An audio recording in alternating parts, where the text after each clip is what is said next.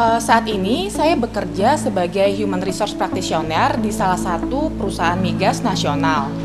Sejauh ini saya memiliki banyak sekali pengalaman mengenai praktek-praktek pengelolaan talent yang sesungguhnya itu sangat kompleks dan sangat penting untuk diterapkan di setiap perusahaan.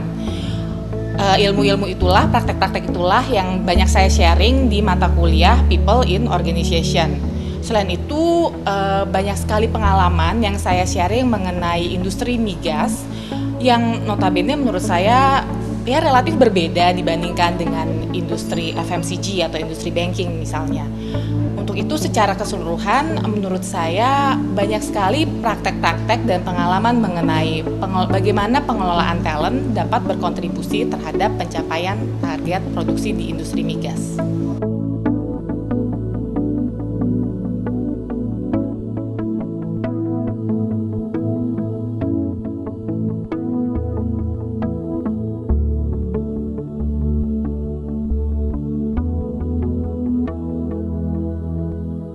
Setelah saya tanya ke sana dan kemari, saya menemukan bahwa tidak banyak program di Indonesia yang menawarkan MBA. Dan kemudian setelah saya sit in di kelasnya, saya menemukan bahwa program MBA ini diselenggarakan dengan menggunakan bahasa Inggris. Dari situ saya merasa tertantang untuk kemudian mendaftarkan diri di program MBA ITB.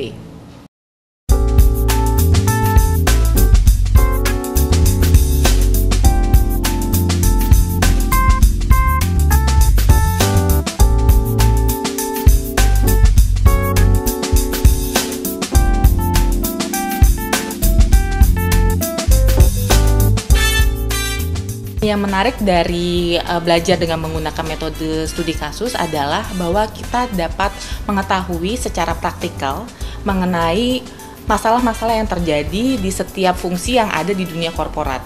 Dan salah satu lagi yang menurut saya paling challenging adalah bagaimana kita dapat mengambil perspektif sebagai seorang leader di suatu organisasi dan membuat keputusan berdasarkan analisa yang kita lakukan terhadap studi kasus yang ada.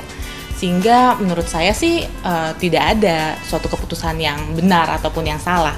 Jadi setiap keputusan memiliki implikasinya masing-masing yang harus diperhitungkan dalam setiap keputusan yang dibuat.